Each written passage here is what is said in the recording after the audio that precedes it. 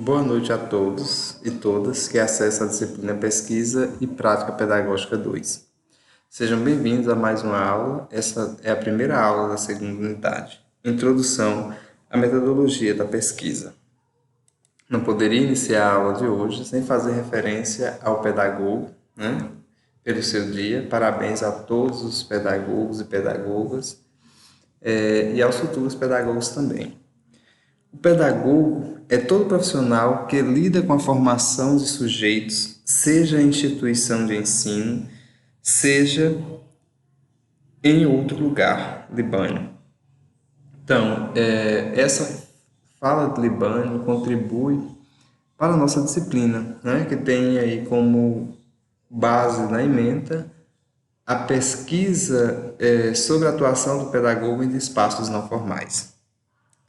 E assim, para contribuir com esse dia, trago também a mensagem de Freire. Ensinar não é transferir conhecimentos, mas criar as possibilidades para a sua própria produção ou a sua construção. Freire, que tem a proposta de alfabetização pela conscientização crítica, que tem uma enorme contribuição para a educação. E em específico para o curso de pedagogia. Iniciando a nossa aula, eu trago uma discussão a partir do livro de Marli André, Etnografia da Prática Escolar, em que Marli André faz uma contextualização sobre a pesquisa qualitativa. E lá ela vai dizer: a abordagem qualitativa de pesquisa tem suas raízes no final do século XIX, quando os cientistas sociais começaram a indagar se o método de investigação das ciências físicas e naturais, que por sua vez se fundamentava numa perspectiva positivista de conhecimento, deveria continuar servindo como modelo para o estudo dos fenômenos humanos e sociais. O século XIX é a base para esses questionamentos. E aí a gente vai ter a visão de um historiador, Dilthey, que vai dizer que uma metodologia diferente para as ciências sociais, argumentando que os fenômenos humanos e sociais são muito complexos e dinâmicos, o que torna quase impossível o estabelecimento de leis gerais, como na física ou na biologia. Então, as pesquisas sociais e humanas, ela lida com valores, com subjetividades, não pode ser mensurada, através de números, não pode seguir uma lei geral, como se faz com a física e a biologia. Esse era o questionamento de Dilthey. Ele também afirma que, quando se estuda a história, Dilthey era um historiador, o interesse maior é o entendimento de um fato particular e não a sua explicação causal.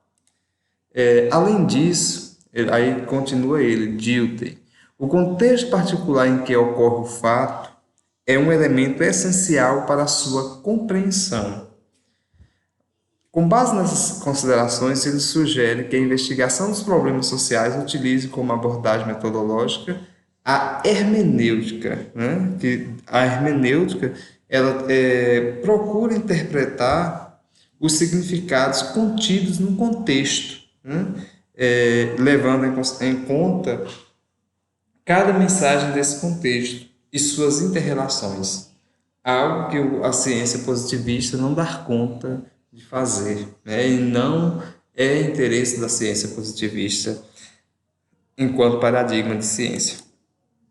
Weber também contribuiu de forma importante para a configuração da perspectiva qualitativa de pesquisa ao destacar a compreensão como objeto que diferencia a ciência social da ciência física. Então, Weber vai dizer que a ciência social e humana ela vai lidar mais com a compreensão.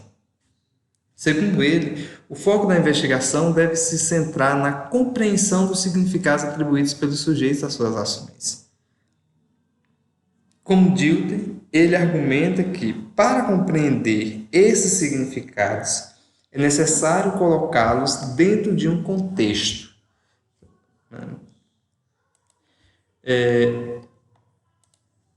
Outros estudiosos das questões humanas e sociais aliam-se às ideias de Weber e Dilthey e defendem a perspectiva de conhecimento que se tornou conhecida como idealista subjetivista.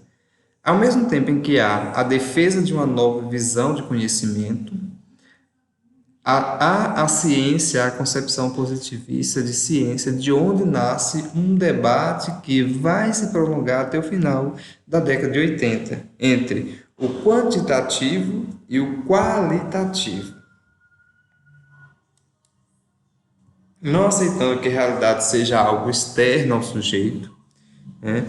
A corrente idealista subjetivista valoriza a maneira própria de entendimento da realidade pelo indivíduo, em oposição a uma visão empiricista de ciência, né? Busca a interpretação em lugar da mensuração, a descoberta em lugar da constatação, valoriza a indução e assume que fatos e valores estão intimamente relacionados, tornando-se inaceitável uma postura neutra do pesquisador, né?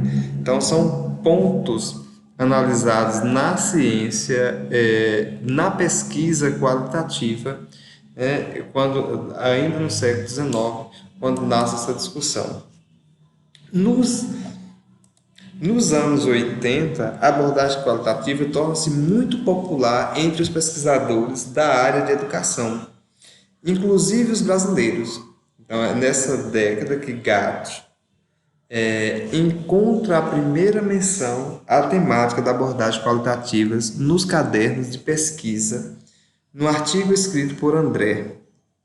Um número bastante grande de publicações surgiu nesse período, tratando de questões associadas tanto aos seus fundamentos teóricos quanto aos procedimentos metodológicos. E a gente tem aqui uma lista de estudiosos e pesquisadores que tratam dessas questões, né? Que vale a pena consultar, fazer a leitura enquanto prática para a fundamentação. Então, a gente vai dizer que a pesquisa qualitativa é a pesquisa fenomenológica, né? Para outros, o qualitativo é sinônimo de etnográfico. Para outros, ainda é um termo do tipo guarda-chuva, que pode muito bem incluir os estudos clínicos. E no outro extremo, há um sentido bem popularizado de pesquisa qualitativa, identificando-a como aquela que não envolve números, isto é, na qual qualitativo é sinônimo de não quantitativo. Então, a gente precisa entender muito essas questões. A gente não usa pesquisa qualitativa apenas como não sinônimo de quantitativo. A pesquisa qualitativa, ela é contextual, lida com valores, com emoções, com subjetividade, lida com análise de contexto, né? Então, é uma pesquisa que está voltada para as ciências sociais, ciências humanas, justamente por entender que o pesquisador não é neutro, né? E que a pesquisa e o pesquisador tem que lidar com as subjetividades. E para a aula de hoje, nós vamos ler o livro de Marli André, Etnografia da Prática Escolar. A todos.